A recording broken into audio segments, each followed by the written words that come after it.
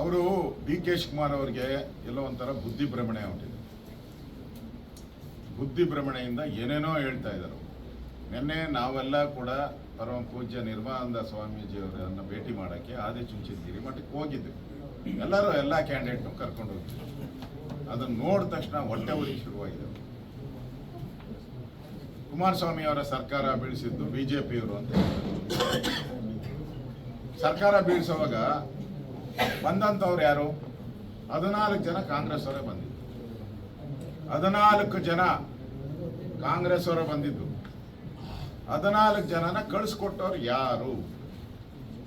ಆ ಸಿದ್ದವನನ ಎಲ್ಲ ಸಿದ್ದವನದಲ್ಲಿ ಕೂತಿದ್ರಲ್ಲ, ಇವರು ಸಿದ್ದರಾಮಯ್ಯನವರು ಧರ್ಮಸ್ಥಳದಲ್ಲಿ ಸಿದ್ದವನದಲ್ಲಿ ಇದು ಏನೋ ಆರೋಗ್ಯ ಚಿಕಿತ್ಸೆಗೆ ಹೋಗಿದ್ರಲ್ಲ, ಅಲ್ಲಿ ಹೇಳಿರೋದು ರೆಕಾರ್ಡ್ ಎಲ್ಲ ಬಂದಿದೆ.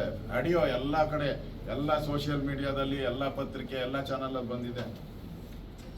ಈ ಸರ್ಕಾರನ ಬೀಳಿಸ್ಬೇಕು, ಬಹಳ ದಿನ ಇಟ್ಕೊಂಬಾರ್ದು ಅಂತ. ಮತ್ತೆ ಮಂಡ್ಯದಲ್ಲಿ ಕುಮಾರಸ್ವಾಮಿ ಅವರ ಮಗನ್ನ ಸೋಲಿಸಿದ್ದು ನಾನೇ ಅಂತ ಹೇಳಿದಾರಲ್ಲ, ಇದಕ್ಕಿಂತ ಎಕ್ಸಾಂಪಲ್ ಇನ್ನೇನು ಬೇಕು?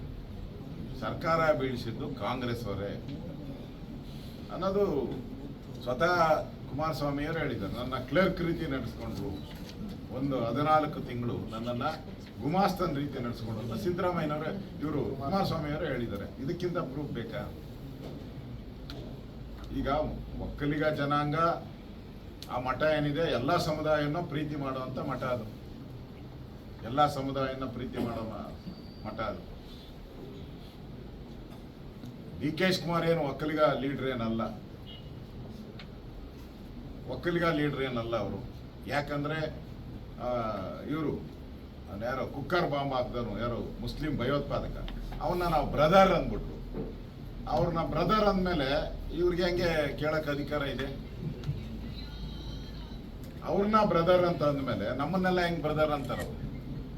ಕುಕ್ಕರ್ ಬಾಂಬ್ನ ಬ್ರದರ್ ಅಂತ ಹೇಳಿದ್ಮೇಲೆ ನಮ್ಮನ್ನ ಹೆಂಗ್ ಬ್ರದರ್ ಅಂತಾರೆ ಅವರು? ಅದಕ್ಕೆ ಕೇಳುವಂತ ನೈತಿಕ ಅಧಿಕಾರ ನಿಮ್ಗಿಲ್ಲ. ಕಳ್ಕೊಂಬಿಟ್ಟಿದ್ದೀರಾ, ಡಿ ಕೆ ಶಿವಕುಮಾರ್ ಅವರು ಕಳ್ಕೊಂಬಿಟ್ಟಿದ್ದಾರೆ ಅದನ್ನು.